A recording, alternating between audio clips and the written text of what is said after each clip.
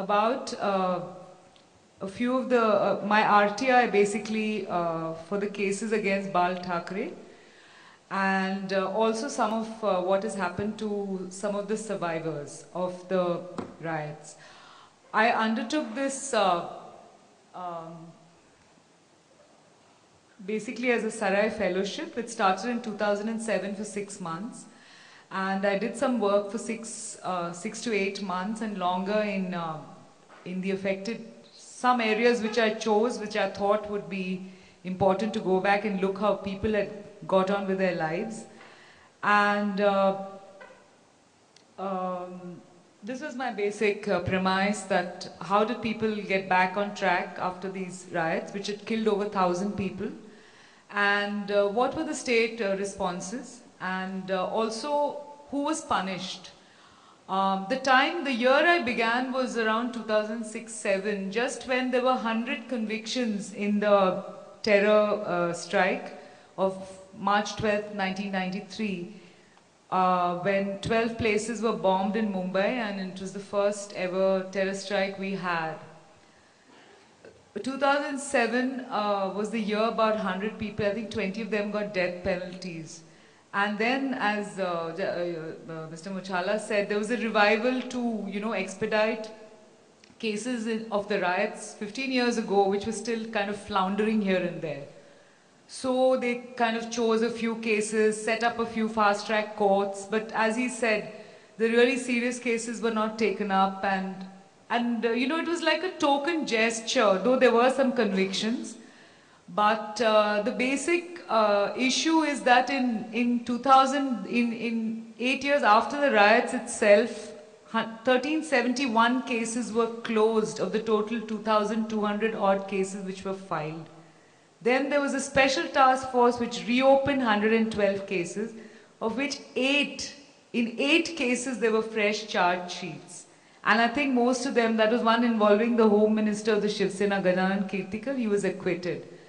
So you can see some pictures. I'm sorry, Teesta, is this automatic or is it linked? Who? Irfan. Ha, Irfan. Okay, can we go ahead? So yeah, so this is the impact. I think the 645, I'm sorry, I cannot justify some vague figure, but officially it's 173 missing. And Justice Suresh himself has headed the Concerned Citizens Tribunal, which documented exhaustively the losses in Mumbai. Yeah, next. These are some of the scenes of which some of you may remember well. Can we just go across? So, yeah, so this is the book which I later decided to write was precisely because everyone told me there's very little material, though a lot of journalists have been tracking it and following it. I discovered that in some cases, for instance in Bairampada, there was a guy called Rizwan Sheikh who was shot in the riots. He told me that he's never heard of the Sri Krishna Commission, and he never thought that anyone would ever come and ask him why he was shot and what happened to him after the riots. A simple thing like a bullet injury had reduced Rizwan to a kind of he couldn't help, he couldn't go back to his earlier job as a vendor. He had to look after his wife and sister, and he's a very kind of distracted young man. And his injuries came brutally back to him when the train blast happened in 2007, and he lives in Naupada, which is on the Bandra tracks, near the Bandra track, and he actually helped people who were bombed in the train. But 12, 15, 17 years ago, when he was shot in the riots, no one helped him, and finally he told me that Sunil Dutt had to intervene. So these are some of the stories that came across. There's another story of a boy who's a photographer now, Mukim Sheikh, who had to hide in a septic tank to escape from the mob, and his father died because of the asphyxiation, and he was rescued by, yes, a police inspector. They did help, apparently. So these are some of the horrifying stories that came out, and again, Mukim too didn't go to the Sri Krishna Commission. So, and somebody was talking about compensation earlier. There's this huge timber market in Ghatkopar where they still managed to rustle up and get back on track. But for each of the shops, they got just 5,000 rupees, and that was the standard amount of claim. So But the major thing that I found, and as everyone has also noticed, is the huge lack of, there's just people are not accepting that this kind of an event can cause such extensive and deep trauma. So a lot of the children I met, the women I met, have suffered a lot of traumatic disorders which are not addressed. In fact, one of the boys in Berrampada, his mother just became, she just lost her balance after she saw her husband being shot dead. So that was the other thing. And this formation of new ghettos, for instance, like Mumbai and Mira Road, where people had to run away and find homes quickly because they were either getting out of their, kicked out of their present homes, or they didn't want to live there anymore. So there was this huge upheaval in the city, which we noticed. The train stations used to be full during the riots. People were leaving terrified. And I was just last night, I was doing a story again on Pratiksha Nagar. It was one of the few places where the army had to rescue thousands of Muslims. And people were brutally killed. 3 people were burnt alive in a taxi. A young woman was kidnapped and never found. I'm not making this up. This is all documented in the Sri Krishna Commission report, which the government, just as earlier speaker as Farooq has also said, refuses to implement. So this is the kind of people have been dishoused. They had to leave. They watched death. They watched their children dying. And I think, can we have the next slide? And I think I would like to highlight the case of Tahir Wagle, whose teenage son Shahnawaz was shot dead on Jan 9th, 1993. His death was watched by his sister Yasmin from above. They stay on the 2nd floor of a chawl in Mazgaon, which is pretty close by. And Yasmin saw the police. That was the morning the police came and dragged out all the men in Patan Chawl. They brought them down, and she went to the window and she said, Shahnawaz has been shot dead. Yasmin was the only eyewitness. You can see her testimony in the Sri Krishna Commission. And he called it a cold-blooded murder which needed to be investigated. There were 4. In fact, I just reported the last investigation by a senior police officer, Additional Commissioner of Police Praveen Salunke. All 4 reports have said, disbelieved Yasmin's witness. The first investigation was by Surinder Kumar, and he said, you cannot trust Muslim witnesses. So the bias extends this far that because Yasmin was a young girl, you cannot trust her, and also she was Muslim. This bias is extended throughout the 4 investigations. The last one has just come out in 2012. And that too because, as Mr. Muchala said, it's the survivors or the victims who have to run around pushing for justice. The state is clearly not interested. And especially since most of these crimes are against policemen and big political leaders who come in handy for you later. So, Tahir Bhai's son, that's Shahnawaz, and can we just go over this quickly? Yeah. So, I just want to show you a few scenes. Yes, police do help, as I said. I just want to come quickly to my case. I had absolutely no intentions of getting anywhere with this RTI, but one of my friends, Sailesh Gandhi, who later became an information commissioner, suggested that I should not be cynical and use this act as journalists should use, because there's no other way of getting information. So, and the other reason one used RTI, and it's a great thing that is there, is because the police never gave us cases against Thackeray. They would always say that वो अभी बुढ़ा हो गया, अभी बहुत साल हो गया, अभी क्यों आपको चाहिए, ये सब उखाड़ के आप क्या करेंगे. So finally I said RTI is, I frankly didn't think I'd get anywhere, and you can see the painful procedure that I had to go to. It took me 7 years to get replies, and that too because the Chief Information Commissioner Suresh Joshi felt that there was no reason to hide this information anymore. And during the course of my appeals, I just want to briefly tell you that they said if we give you this information, it will cause communal riots. So they accused me of wanting to provoke, large-scale conflagrations. And they said, no, we cannot give you this information. So it was a huge, it was just a patient, wearing out battle for 7 years. And finally, I did get it. And it was nothing that I didn't know or anybody else didn't know. there were about 8 cases first. 4 of them were closed, 2 were withdrawn, and then 2 charge sheets were filed beyond the stipulated date.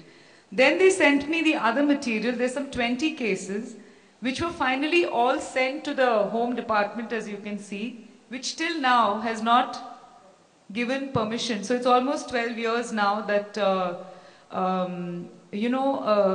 these cases are lying. These are all hate speech 153A, and the state is not giving permission to prosecute. And as someone said earlier, only Sarpotdar, the only Shiv Sainik who was convicted for hate speech, but not for carrying arms in a restricted area during the peak of the riots, was Madhukar Sarpotdar, who has passed away later.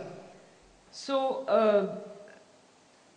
the next slide, yeah. So, this is Tahir's case, which I earlier mentioned. Can we go to the next slide?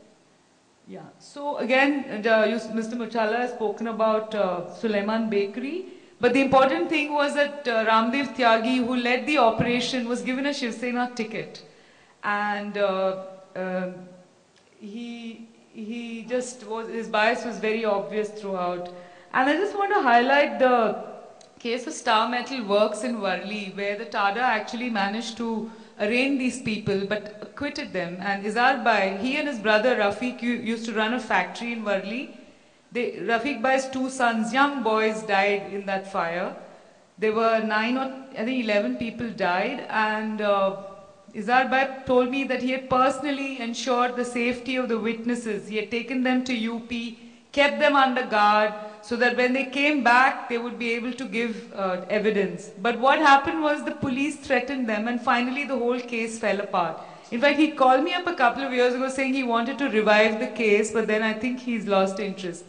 So, next. And I just want to give you one last thing on Rashida. People like her who've really some positive stories of change. She actually managed to get a son. I just met her 2 weeks ago, and her son is studying to be a surgeon in KEM. She managed to educate him. Her husband was a vendor who used to mend bags at Villeparle, and he just went missing along with his brother. And there were investigations, which showed that these 2 men were murdered in a particular place in Jogeshwari, but the police never took action.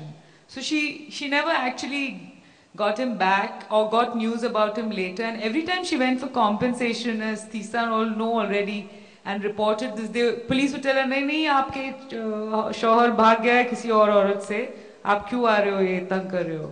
So this is a level of bias which operates at every level, and but she sits there, and the next slide please, and next. So she doesn't have a hawking license.